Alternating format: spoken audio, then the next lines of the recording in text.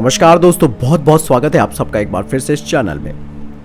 दोस्तों, अंतरिक्ष में भेजे गए सैटेलाइट अगर खराब हो जाते हैं तो उन्हें निष्क्रिय माना जाता है और उन्हें उसी हालत में छोड़ दिया जाता है। लेकिन क्या हो अगर एक सैटेलाइट अंतरिक्ष में जाकर दूसरे खराब सैटेलाइट को ठीक कर दे? जी हाँ, अब कुछ ऐसे ही होने वाला है। यूरोपीय स्पेस एजेंसी यानी कि ईएसए अब ऐसे ही सैटेलाइटों पर काम करने की योजना बना रही है जो अंतरिक्ष में जाकर दूसरे सैटेलाइट की रिपेयरिंग कर सकते हैं। इन्हें मैकेनिक सैटेलाइट नाम दिया गया है। यूरोपियन स्पेस एजेंसी ने अंतरिक्ष में मौजूदा सैटेलाइट में ईंधन भरने, रिफर्बिशमेंट, रिसाइकलिंग और मेंटेनेंस के लिए यूरोप की एक्सपर्ट कंपनियों और शैक्षणिक संस्थाओं से आइडिया मांगा है। इस तरह की सेवाओं को इन ऑर्बिट सर्विसिंग नाम दिया जा रहा है। ईएसए के ओपन स्पेस इनोवेशन प्रोग्राम पर आइडिया मांगे गए हैं। ईएसए के डायरेक्टर जोसेफ आशबेचर ने कहा है कि जब लोग अपने आइडिया के साथ आएंगे तब हम उनसे मैकेनिक सैटेलाइट और किसी सैटेलाइट की मरम्मत वो करना चाहते हैं उसके बारे में सारी डिटेल्स मिलेंगे। ये भी जानने की कोशिश करेंगे कि वो किस तकनीक से ये सारा काम करेंगे। जोसेफ ने कहा कि अगले साल यानी कि 2022 में स्पेस एजेंसी के अगले मिनिस्ट्रियल काउंसिलिंग बैठक में इस योजना पर चर्चा की जाएगी और आगे की प्लानिंग पर काम किया जाएगा। उन्होंने कहा कि हमें अंतरिक्ष में मौजूद हमारी संपत्तियों के रखरखाव पर ध्यान देना होगा।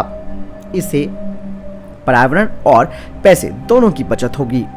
किसी भी स्पेस मिशन को अत्याधुनिक तरीके से सुरक्षित और मजबूत बनाया जाता है, क्योंकि एक बार वो ऑर्बिट में पहुंच गए यानी कि अंतरिक्ष में पहुंच गए तो उन्हें ठीक करना बेहद मुश्किल काम हो जाता है।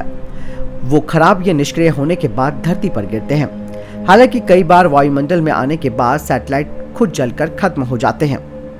अगर ये टेक्नोलॉजी विकसित की गई तो बार बार एक ही सीरीज के अलग अलग सैटेलाइट भेजने की दिक्कतें भी खत्म हो जाएंगी। एक मैकेनिक सैटेलाइट जाएगा और पुराने सैटेलाइट को ठीक करके उसमें ईंधन भरकर उसकी जिंदगी बढ़ा देगा, उसके बेकार पार्ट को बदल देगा। इससे सैकड़ों करोड़ों रुपयों की बचत भी होगी। जोसेफ ने कहा कि मैकेनिक सैटेलाइट की जरूरत हर देश को पड़ने वाली है। ये एक अलग इंडस्ट्री बन सकता है। इसमें स्पेस इंडस्ट्री में नई शुरुआत होगी।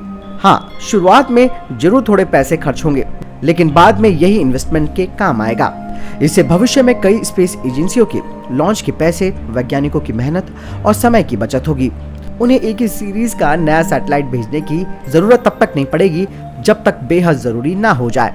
पिछले कुछ सालों में ईएसए ने ऐसी तकनीक, इंडस्ट्री और सिस्टम आर्किटेक्चर के विश्लेषण में 50 मिलियन यूरो यानी कि करीबन 431 करोड़ रुपए से ज्यादा का निवेश किया है। इसके अलावा ईएसए ने स्पेस में जाने के लिए नए ट्रांसपोर्टेशन सर्विसेज पे भी निवेश किया है।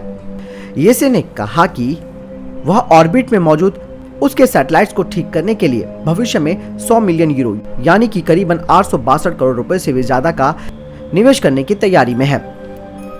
इसमें गाइडेंस, नेविगेशन और कंट्रोल को लेकर काम भी किया जाएगा। इस मिशन को साल 2025 में लॉन्च किया जाएगा ताकि धरती के चारों तरफ मौजूद स्पेस के कचरे को साफ किया जा सके। पिछले साल ईएसए ने निजी कंपनी नॉर्थरोप ग्रुमेन की मदद से इन ऑर्बिट सर्विसिंग के लिए इंटेलसैट 901 को जियो स्टेशनरी ऑर्बिट में लॉन्च किया था।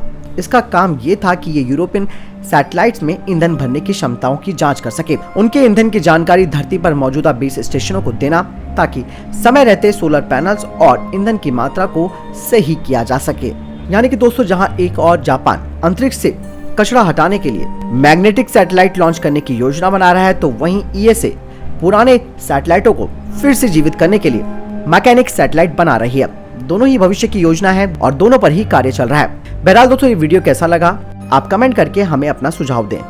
और दोस्तों, मैकेनिक सैटेलाइट पर आपके क्या विचार हैं आप कमेंट सेक्शन में वो भी लिखकर बताएं। मिलता हूं नई वीडियो के साथ, तब तक अपना ख्याल रखिएगा और इस चैनल को भी सब्सक्राइब करना ना भूलिएगा। नमस्कार।